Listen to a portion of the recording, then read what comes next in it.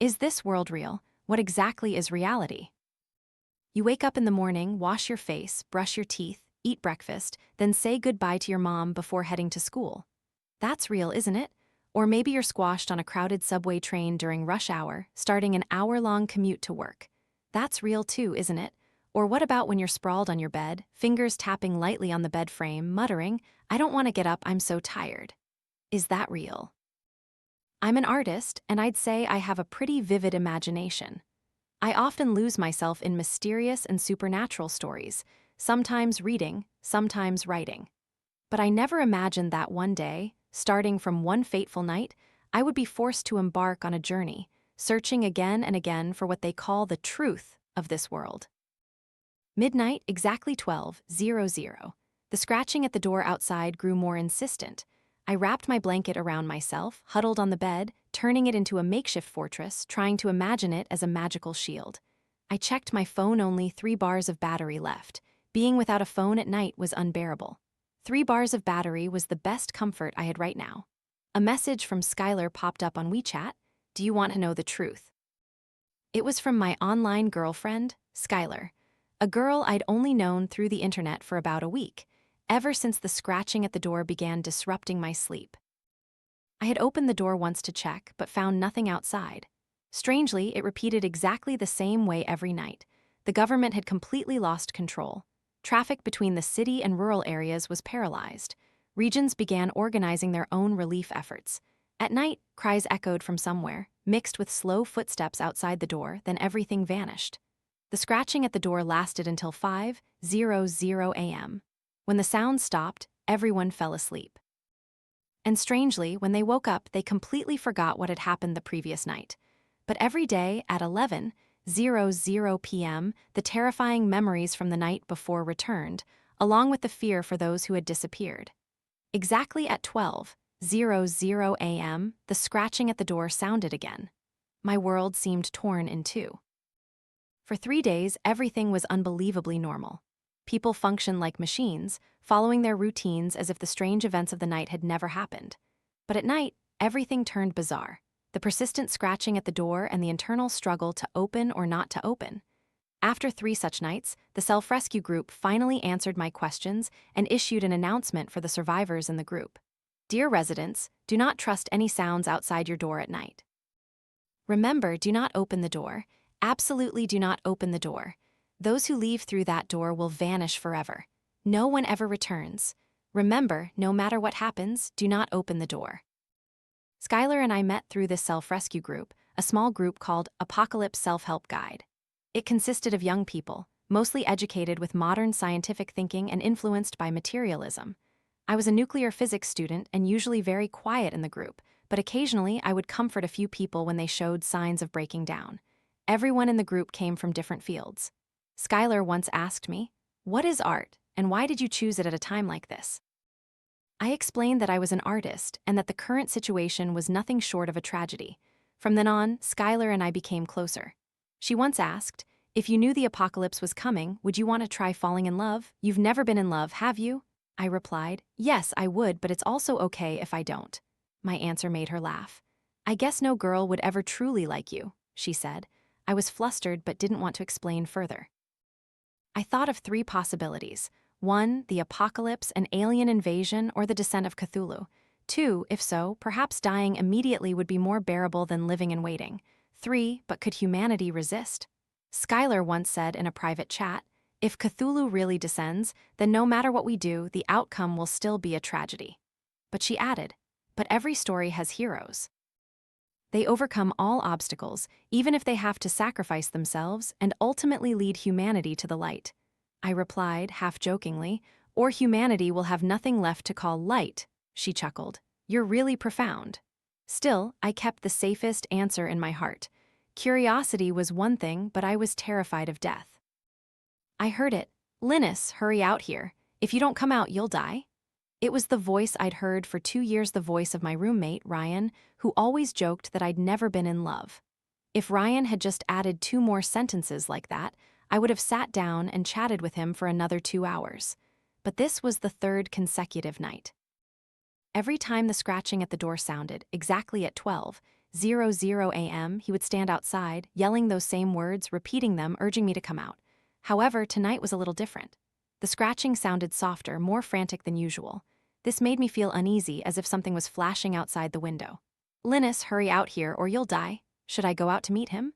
That's what he always said, as if it were an obvious truth. "Linus, hurry, it'll be too late." But if I went out, what would happen to me? Would I live? Would I die? Or would I fall into a state of limbo between the two? Should I go out and yell back at Ryan outside the door or not? This situation was nothing short of a deadly question. My apartment door was an old iron one, without a peephole or a safety chain. To know what was outside, I absolutely had to open it completely. My window faced east. I crept closer, gently pulling back a corner of the curtain. Faint moonlight streamed weakly into the room, but strangely, it was enough for me to see things outside. My phone on the table lit up, startling me. It was a message from my online girlfriend, Skylar. "Linus, hoo-hoo, my best friend was taken. Even though this happens every day, it's only when it happens to me that I truly understand the fear and helplessness." I replied, "Why didn't she listen? Why did she open the door? I told her if you open the door, you'll die." "Linus, hurry out here. If you don't come out, you'll really die." I didn't know how to comfort Skylar. Outside, Ryan started shouting again. A wave of irritation suddenly surged within me. "You keep repeating the same sentence. If you really want to help, tell me how to comfort my girlfriend first," I yelled. The scratching at the door suddenly stopped. Ryan was silent. Strange, what did I just say that made him pause? Glancing at my phone, I crept out of my blanket fort, tiptoeing towards the door. Outside, it was completely silent. This quiet was not comforting. It felt like it was hiding something terrifying. "Linus, are you still there? Hoo-hoo, my phone only has 1 bar left. I want to call you." Skylar messaged again. As I was typing a reply, I suddenly heard a chilling voice right next to my ear. "Linus, there's something outside the door. Try listening closely. When comforting a girl, first listen to what she wants to say. Sometimes they don't need solutions, just someone to listen and soothe their emotions. Maybe through a hug or simply a cute hugging emoji is enough." But this wasn't a romantic situation. At 1:30 a.m., I didn't know who I was facing outside the door. It could be my best friend or something entirely inhuman. "Linus, are you still there?" Messages from Skylar kept appearing, as if she was very worried. Confused, I sent her a hugging bear and rabbit emoji. "Linus, it's me, Ryan. I'm still alive, but if you don't come out, you'll die." The voice outside echoed again. How could I believe this? "Are you really, Ryan?" I tried to stay calm, but the sleepless nights had left both my body and mind utterly exhausted. Nighttime was supposed to be a peaceful time, but for me, it had become an endless nightmare. I tried to recall my ex-girlfriend, the goddess of the music department, who once confronted me in the dorm about my betrayal. Ryan knew everything about it, and he used to say, "Nothing is a secret in this group, but you really did betray her." Ryan's voice rang out, clear and firm. I couldn't deny it. "Linus, you snore when you sleep and you talk in your sleep. Do you remember?" A voice call from Skylar popped up. "How much battery do you have left, Linus?" Both Ryan and Skylar called my name, but this time, my own name sounded so strangely unfamiliar it was hard to believe. "Who are you?" At 3:00 a.m., I realized I was facing something even more terrifying than the scratching at the door that had lasted for weeks. Through the door was a voice claiming to be my best friend. Over the phone, it was my online girlfriend, Skylar, whom I'd only known for a few days. Skylar's voice sounded gentle, yet mixed with urgency and something unexplainable. After a few seconds of silence, Skylar hung up, citing low battery. I messaged, "Skylar, are you still there?" No reply. I tried calling out through the door, "Ryan, are you still there?" No answer. The scratching at the door sounded again, this time blended with sounds from the adjacent room, just like on previous nights. 5:00 a.m., everything seemed to have returned to peace. Yet nothing was normal. I remembered very clearly what had happened last night. Too exhausted, I couldn't fight it anymore and drifted off to sleep. When I woke up, it was 9:00 a.m. the next morning. In a moment of daze, I startled as if electrocuted. Sunbeams pierced through the gaps in the curtains, fully waking me. Yes, it was daytime now. Damn it. Did those terrifying things really happen last night? I trembled as I approached the window, pulling the curtain aside. Bright sunlight flooded the room, bringing me a sense of reality and a little courage. But just a few seconds later, I froze. On the window frame were scratch marks, looking as if caused by a sharp object or like the claw marks of an animal. Knock, knock, knock. A rapid knocking sounded. "Who is it?" I jumped, my heart feeling squeezed. I rubbed my face hard to regain my composure and walked to the door. As soon as I opened it, bright sunlight flooded the room, illuminating it completely, and the girl stood before me. "Good morning, President Linus." Today, she wore a white hoodie in a sporty style paired with blue shorts, looking incredibly fresh and youthful. Her hair was held back with a cream-colored clip, and her thin bangs made her look much younger. "Ah, it's you." I remembered this was the person who asked for my WeChat yesterday. "I'm Anna. We met yesterday at the club social," she introduced herself. Come in and sit for a bit." I gestured, inviting her into my tiny rental room, which only had a small tea table and 2 stools. She was curious yet careful, observing her surroundings as if everything in the room was fascinating. "How did you know I lived here?" I asked, surprised. "I asked the club president. He gave me your address," she replied. "Are you skipping class today?" I asked further. "I skipped and had a friend mark me present." She answered all my questions very honestly. I poured 2 glasses of soda, handed her one, and then asked, "So why did you want to add my WeChat?" "Of course I did, but you still haven't accepted my friend request," she said. I quickly opened my phone. In the friend request list, there was indeed a small red dot, her invitation. "Sorry, I didn't see the message. This is really strange. Last night before I fainted, I was sure I didn't receive any friend requests." "It's okay, it's my fault. I saved your QR code and only sent the request last night," she replied.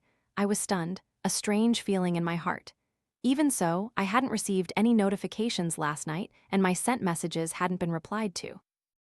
"President, you look so tired today. Didn't you sleep well?" she asked, looking at me worriedly. "It's nothing, I just stayed up a bit late."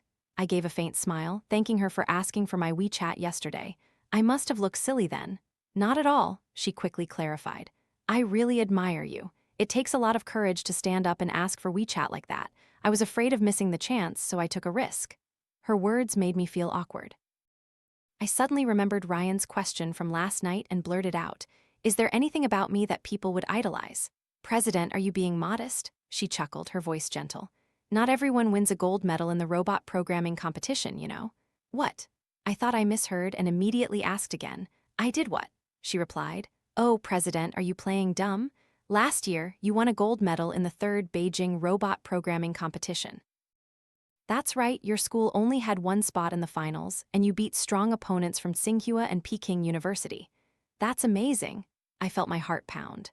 Ryan, last night, could he have been telling the truth? If so, didn't I also participate in the competition? "Half a month ago, right?" I asked further. The girl in front of me nodded in confirmation. Why don't I remember anything? How did I go to the competition? The story had gone far beyond my understanding. Did I have some illness that distorted my memory, or was it all an illusion? She continued to explain. "The competition started late last year. In the preliminary round, you excelled, ranking in the top 5, very impressive. The finals took place last week, and you won the gold medal." Hearing this, I realized that what she said was completely different from what I knew from others. She clearly stated that I was the one who went to the competition, but I didn't remember having the ability or ever participating in such a competition. "President, are you having some trouble?" she asked. "Perhaps tonight I'll tell you." The words I just uttered made me realize she might misunderstand my meaning, but just as I was about to explain, I heard her say, "President, actually, I came today because I wanted to discuss something with you." "Discuss what?" I asked. "Do you feel that there's something very strange about this world?" My heart suddenly trembled. She also remembered the scratching sound, so was she an outsider or part of something? She seemed to remember some things, but then claimed she didn't remember. This was very strange. The events I remembered, she didn't, and the things I had never mentioned led to an outcome I hadn't predicted. I asked, "Do you remember what happened last night?" I wanted to know if she had shared the same experience as me, because it seemed there had been some unusual changes last night. Hearing my question, she paused, her hands still fiddling with the straw in her soda cup. She looked up at me, her eyes serious, and replied in an even tone, "I actually feel that the nighttime world is somewhat more normal than the daytime world." What did that statement mean? I was about to ask more to clarify her meaning when she unexpectedly stood up, placed her soda glass on the table, and walked to the door with a relaxed, light demeanor, like clouds drifting by. Before leaving, she turned and said, "Linus, give me your phone number. Tonight, we'll communicate directly." I asked, "What if I can't call?" In reality, I had never tried calling anyone in this situation, as phones usually couldn't connect at night. She replied with a gentle, slightly playful tone, "Just try it. Who knows, maybe it will work." Her tone was so relaxed, as if what she had just said had nothing to do with the confusing and strange things I was experiencing. Instead, it was as if she was sharing something good. I still wanted to ask more, but when I saw her raise her index finger to her lips and gently shake her head, I remained silent. Some things don't need to be said. Don't let yourself be frightened. After she left, I decided to go for a walk, something I hadn't done since the nighttime phenomena began. Bright sunlight shone down on the streets. A mother held her child's hand. The child, clutching a balloon, repeatedly asked his mother if they could have sweet and sour ribs, spicy stir-fried pork, or braised fish tonight. The pancake stall by the roadside had set up shop, giving off the fragrant aroma of hot food, attracting a group of small students.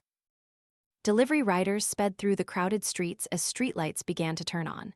In the corner of a cafe, a young couple chatted. Everything looked so vibrant. The sound of the wind, car horns, people passing by all reaffirmed that the daytime world was still the world I once knew. Carrying 2 bags, I stood silently for a moment at the intersection. The prophecy of Ragnarok from Norse mythology suddenly came to mind. It was a terrifying battle where great gods fell one by one, leading to horrific natural disasters that ultimately plunged the entire world into the deep ocean. But before dusk fell, I only wanted to remember the beautiful moments before the apocalypse. Standing on this familiar street, watching the sunset with its fiery red clouds, I couldn't stop the emotion welling up in the corners of my eyes.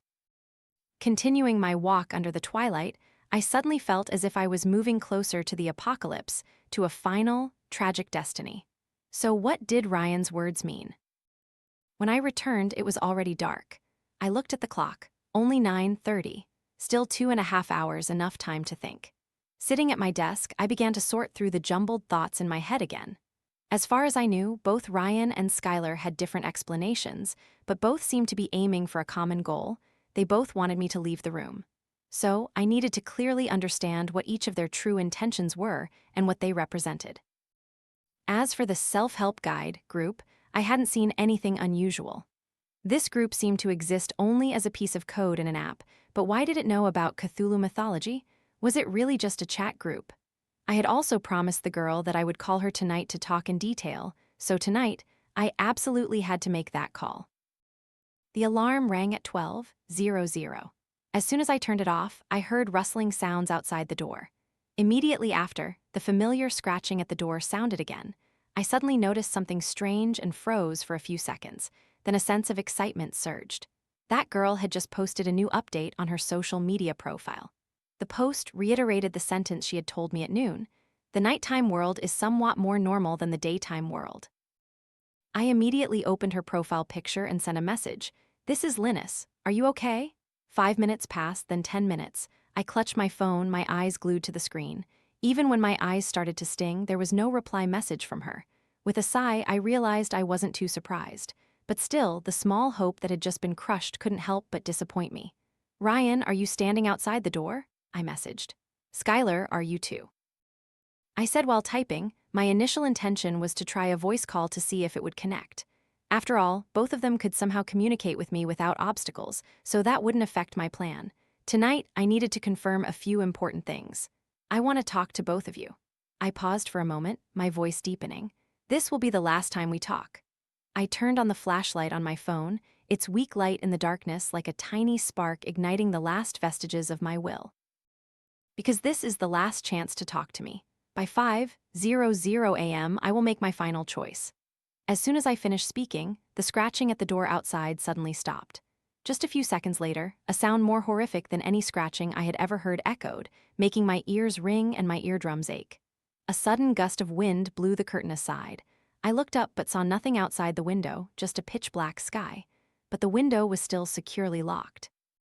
"Linus, what are you thinking? Just ask and I'll tell you the truth." Ryan's voice rang out clearly from outside. Skylar interjected with a silly emoji sticker as if trying to cheer something on. I clutched the blanket tightly in my hand. "Ryan, about that robot competition. Did I really participate? Because I know you'll go verify this tomorrow." Ryan replied. "No matter how many strange things are happening out there, I hope you'll believe me." Just go and confirm it, and you'll understand that I'm your best friend and I will definitely save you. I said doubtfully, but my memory tells me I never participated in that competition.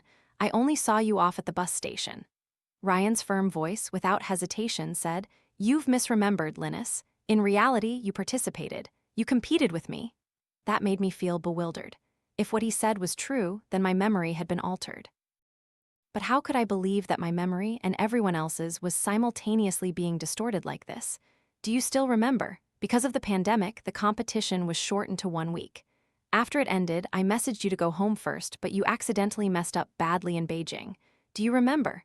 At that time, I told you to go back first, and I would stay to deal with everything else. This sounds like a joke, I replied. He shouted, "Don't make things up." You saw me off at the bus station that day. When you got home, you heard the scratching at the door that evening. You were at the hotel and even called her to tell her to keep her voice down. I replied, "I'm not the terrible guy you're describing," he said. The next night, and the night after that, the scratching at the door kept sounding. Then, you suddenly found yourself added to a chat group, like a self-rescue group for survivors. I even remember the first time you read the announcement in the group that Beijing was affected by strange phenomena. You advised her not to go out, but in reality, you were playing games. Ryan's words threw me into a state of extreme confusion. These pieces of information, these small details, why did they seem like fragments I had never fully assembled? I believed he had intentionally revealed a partial truth, but was it the whole truth? With a chaotic feeling in my head, I continued to ask, "Then what? What happened between you and her? How did I get back from Beijing?" He replied, "I traveled for a few days on my own. Then I planned to go to school to find her but found she wasn't there anymore. I asked everywhere, but no one knew, and since her dorm room only had her in it, I had to go back. She left me a last message. She was so scared that she only dared to lie on her bed. But at that time, I was playing games, so I didn't reply. Perhaps she didn't listen and went outside." Skylar added with a cold laugh, "I'm sure she didn't listen. She's very timid, afraid of ghosts, so how could she have enough courage to open the door and go out? But I believe that if she stayed in her room, she wouldn't disappear." Their words, the coincidence in their stories, and the contradiction in my memories made me feel like I was facing a curtain concealing the truth. I didn't reply, quickly rearranging the information I had just gathered in my head. I could confirm that both Ryan and Skylar were trying to persuade me, but in two completely opposite directions. Ryan wanted me to open the door and go out, while Skylar was actively trying to keep me in. If this was truly the last time we would talk, they certainly wouldn't need to pretend anymore. I believed that neither of them was telling the complete truth. There was something very strange. If it was all just a fabrication, Skylar should have won Best Actress at major awards ceremonies. She said, "I would never harm you," with such unconscious sincerity that I fully believed her. This was truly puzzling. Was it because I had never experienced love? As for Ryan, his insistence made me even more suspicious. If his words were true, why did Skylar exist in the daytime, and how did she know about the robot competition I seem to have never participated in?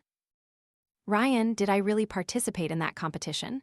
And did I win first place?" I asked aloud. "Linus, if you don't trust me, then when and where can you trust anything else? At this moment, why are you worrying about such trivial matters?" I draped the blanket over my shoulders, carefully walked to the tea table, circling away from the window, and poured myself a glass of soda. I asked Skylar, "I've never talked to you about these things, but you truly understand me to the point where I feel we have a connection. You're truly amazing." No reply. I continued to type, "Anyway, I still want to try calling someone else. Someone who understands this situation even better than I do." Skylar immediately messaged back, "Linus, don't call. Linus, really, don't call." This time, I unconsciously blurted out, "How strange." This wasn't the first time they had simultaneously advised me not to make a phone call. "Linus, trust me, don't call. Throw that damned phone away, get up and come out with me. Linus, if you call, that person will only bring trouble." I gave a cold laugh. Trouble? What could be more terrifying than exposing the truth about you two and ending this charade? If I call and you two disappear, that would be wonderful. "We won't disappear," Ryan almost yelled, his voice cracking with anger. "How can you trust a woman you've only known for 3 days more than me, who has shared everything with you for 2 years? As I retorted, I intently watched the window outside. Suddenly, a flash of lightning. Even though I was sure the weather forecast hadn't mentioned a storm for the next 5 days. The lightning's light illuminated me, and I finally noticed the cracks on the window. The cracks spread relentlessly like vines, and gradually, I recognized something chillingly familiar. The cracks stopped, forming a strange shape on the window pane. It was a QR code. I forced myself to stay calm, raised my phone, and scanned the code. Skylar's message popped up. Linus, don't call anyone, choose me, even if you die, I'll be with you. I placed the phone on the table, my eyes glued to the screen. Skylar's messages kept flashing, while the knocking outside blended with a low sobbing sound. I sat on the floor, my back against the door, my head buried in my hands. I wasn't crying. I was laughing. 2:30 a.m., I decided to call her. Hello? The moment I pressed the call button, I saw Skylar's last message. A sigh resonated through the screen. For a fleeting moment, I thought I could hear her gentle, sweet voice almost making me waver. Linus, please listen to me. Outside, Ryan's voice was increasingly out of control, screaming, the knocking deafening. Come on, my dear friends, I'm going to call, I yelled. We apologize, the number you have dialed is currently out of range. I heard the automated message. We apologize, the number you have dialed is currently out of range. Stunned for a few seconds, I was quickly swept away by an unbelievable excitement. I connected. For the first time in many days, I had made a call in the night and heard a sound from the outside. The cold, automated voice, but to me, it sounded like an angel. We apologize, the number you have dialed is currently out of range. Please try again later. The message kept repeating, echoing in the quiet room. To me, it was like a rooster crowing at dawn, or the faint light from a street lamp in a pitch-black night. It dispelled my fear, chased away the feeling of bewilderment, and seemed to have the power to resist all the ghostly things in my head. The scratching at the door disappeared, and Ryan's voice also faded away. Opening my contact list again, I realized Skylar was no longer sending any messages either. March 21, 2022, 2:40 a.m. I suddenly felt as if I had discovered something, though deep down I still dared not fully believe it. But I remembered a quote from Detective Sherlock Holmes. Once you eliminate the impossible, whatever remains, however improbable, must be the truth. Leaving the door, I went back to bed, lay down, and drifted off to sleep. Before that, I managed to like the girl's latest social media post. 8:30 a.m. the next morning. I sprang up, my body stiff but strangely peaceful. No one knocked all night. Good. Getting out of bed, I walked to the main door. Gathering all my courage, I slowly opened it. Bright morning light flooded the space. Outside, not a single person, no vehicles, no street vendors' cries, no children playing. An alarming silence enveloped the world. Is this what reality truly is? I thought to myself. I scrolled through my phone, deciding to call the girl again. After a few rings, her voice resonated from the other end, so sweet and vibrant that I almost choked. Hello, Linus, good morning.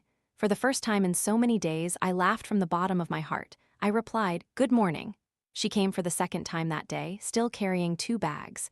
This is a congratulatory gift for you. I was surprised. Congratulatory for what? Because you've woken up, and because today we will find the answers together. The conversation with the girl revealed many things I could not have anticipated.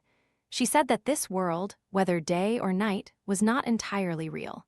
It was all just layers of dreams, each layer deceiving humans with a strangely authentic feeling. She asserted that Ryan and Skylar, along with everything that happened at night, were products of my subconscious. My subconscious was trying to protect me from a complete mental collapse, but by trapping me indefinitely in an endless loop of dreams, a dream within a dream, she said. To escape, you must realize you are dreaming and find a way to break this vicious cycle. The story of the robot competition, of Ryan, gradually unfolded. He had died in a traffic accident before the competition. The memories of the competition were merely regrets created by my subconscious. Everything that happened outside that door, she said, was just you struggling with your deepest emotions, pain, torment, and even unspoken love. Linus, are you ready to wake up? The girl looked straight into my eyes, and for the first time, I felt brave enough to face the truth. Yes, I want to wake up. Help me, she smiled, extending her hand. Welcome to the Apocalypse Self-Rescue Organization.